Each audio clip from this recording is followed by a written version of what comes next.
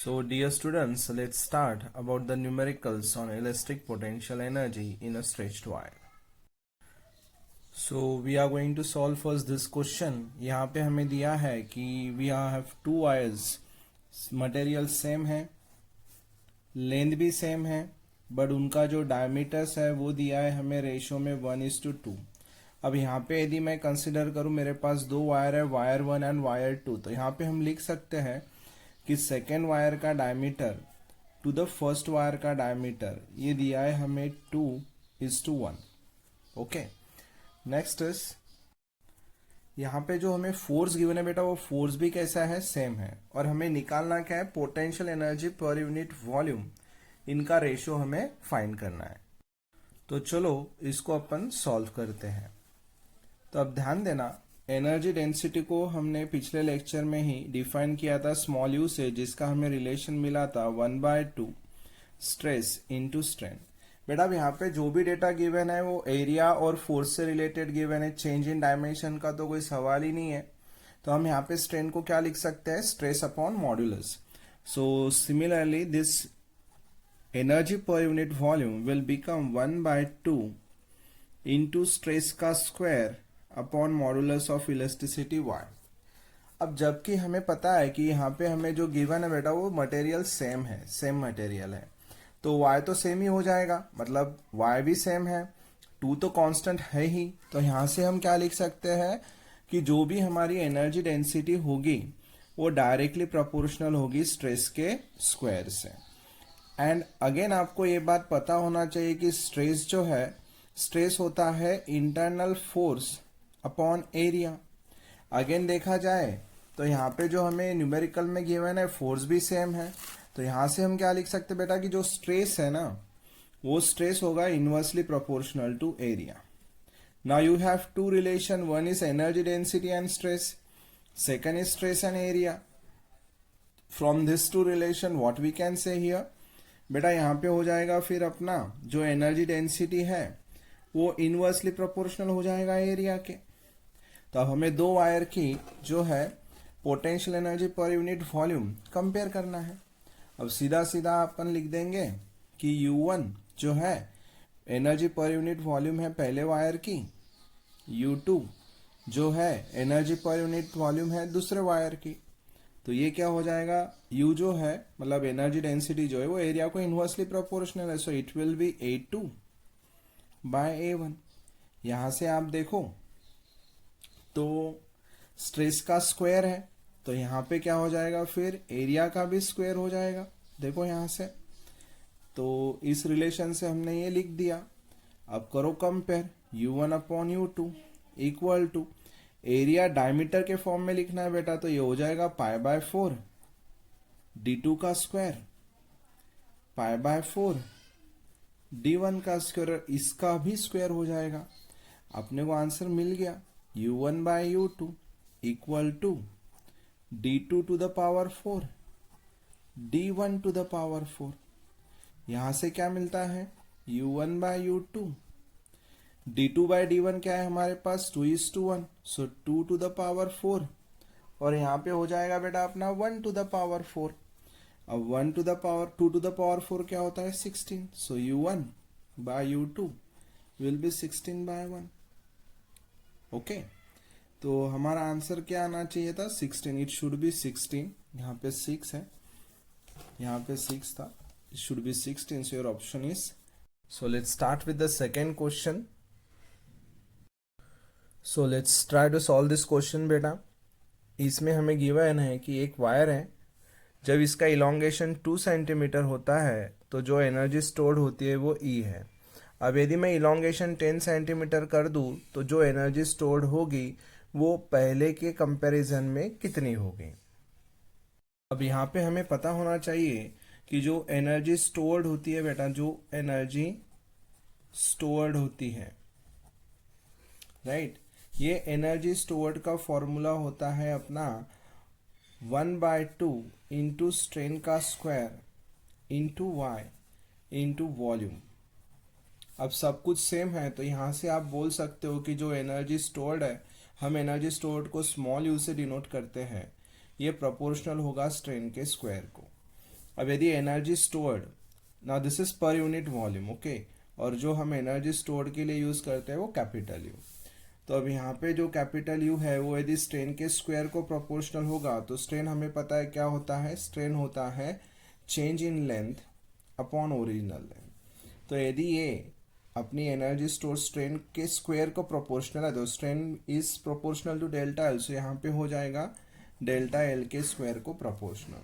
तो यहाँ से हम डायरेक्टली लिख सकते हैं कि u1 upon u2 equal to delta L1 square upon delta L2 square. यहाँ पे u1 u2 के जगह पे u1 हमें दिया है E, तो हमें u1 के जगह पे लिखना पड़ेगा E अपॉन u2। जो E है, E के लिए जो एक्सटेंशन था बेटा वो 2 था, तो 2 का स्क्वायर मतलब 4। अभी जो नया एक्सटेंशन हमें गिवन है दैट इज 10, तो 10 का स्क्वायर मतलब 100।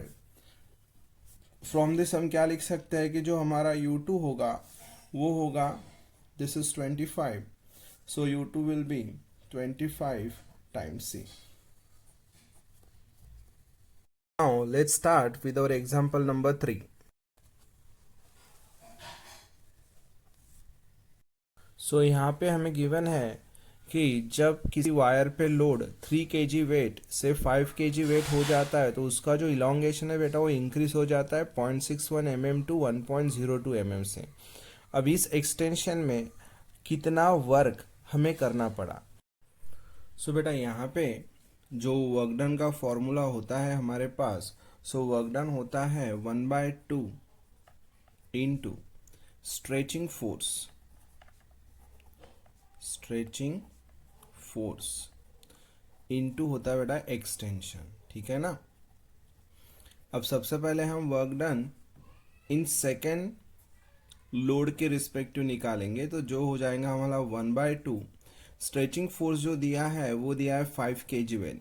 जब हमें kg वेट को फोर्स में कन्वर्ट करना होता है तो हम उसे ग्रेविटी से मल्टीप्लाई करते हैं g से, मतलब यहाँ पे ले लो 10, ओके, इनटू एक्सटेंशन कितना है 1.02 into 10 to the power -3 because it is given to us in mm। इसे आप सॉल्व करोगे तो आपको मिलेगा 2 1 जा 2 5 जा, राइट, तो 5 into 5 it becomes 25, 25 into 1.02, so it's almost equal to 25 into 10 to the power -3। now यहीं से हम यदि वर्क डन इन 1 निकालें मीन्स 3 kg वेट के लिए, तो हमें मिलेगा 1/2 into 3 into 10 means gravity into इसके लिए एक्सटेंशन था बेटा 0.61 इंटू 10 टू द पावर -3। तो ये हो जाएगा हमारा 5 3 जा 15, 15 से यदि मैं 0.61 को मल्टीप्लाई करूँ तो 15 1 जा होता है 15, 1 कैरी ओवर, 15 6 जा 90, okay, so 91, so it becomes 9.15 into 10 to the power -3। now when you will subtract both, what you are going to get, see here, so 25 minus 9, so you will get that net work done should be equal to work done in 2 minus work done in 1, so approximately it will come out to be 25 minus 9, that is 16 into 10 to the power -3 joule। So let's start with the question number 4. In this we have been given there is a boy of 40 kg whose leg bones का जो area है that is given to 4 centimeter square and जो length है that length is 50 centimeter। यदि वो boy 2 metre height से गिरता है तो उसकी लेग की हड्डी नहीं ब्रेक होती, और इसके लिए हमें गिवन है कि जो बोन का मैक्सिमम परमिसिबल स्ट्रेस है वो इतना है। तो हमें फाइंड करना है कि इस बोन के मटेरियल का यंग्स मॉड्यूलस क्या होगा। थोड़ा यहाँ पे आपको एक चीज़ पता होना चाहिए कि यदि मैं किसी भी ऑब्जेक्ट को मान लो ग्राउंड से किसी एक हाइट पे लेके जा रहा हूँ, तो इस वक्त इस ऑब्जेक्ट के पोटेंशियल एनर्जी में गेन होता है, means object will gain the potential energy. At the same time यदि मैं क्या कर रहा हूँ कि कोई ऑब्जेक्ट पहले से किसी हाइट पे है और उसे मैं ग्राउंड पे ला रहा हूँ, तो हाइट पे जो भी पोटेंशियल एनर्जी होगी ग्राउंड पे लाते वक्त वो लॉस हो जाएगी। And we know very well that energy can neither be created nor be destroyed. तो ये जो लॉस इन पोटेंशियल एनर्जी है, जो लॉस इन पोटेंशियल एनर्जी है, ये हो जाएगा gain in elastic potential energy by legs. Now ये जो इलास्टिक एनर्जी गेन हो रही है दोनों लेग से हो रही है, मतलब जो लॉस होगी that loss will be mgh, और जो गेन होगा बेटा वो बोथ लेग्स। यहाँ पे हमें एक लेग का एरिया गिवन है 4 सेंटीमीटर स्क्वायर, और जो गेन हो रहा है वो बोथ लेग्स में हो रहा है, so it will be 2 into elastic potential energy, and we know the formula of elastic potential energy, so we can write mgh equal to 2 into 1 by 2 into stress into strain into volume. Is it clear? अब मास कितना दे रखा है हमें, mass given है 40, g की value ले लो 10, h की value है 2, अब इधर हो जाएगा आपका 2 इंटू 1 बाय 2, स्ट्रेस हमें दिया है बेटा 0.9 into 10 to the power 8, right. Strain हमें पता नहीं है। वॉल्यूम क्या हो जाएगा बेटा, एरिया इंटू लेंथ, और हमें गिवन है कि जो लेग का ईच लेग का एरिया है दैट इज 4, और जो लेंथ है वो है 50 centimetre.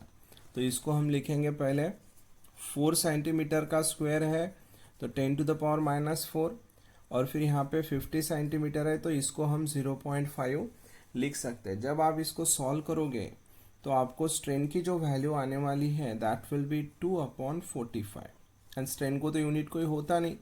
Once you get the strain, finding Young's modulus becomes very simple because it is stress by strain.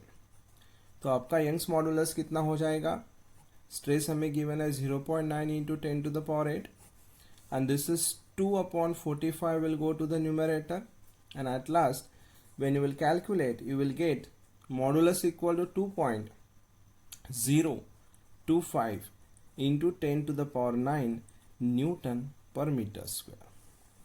Okay, thank you.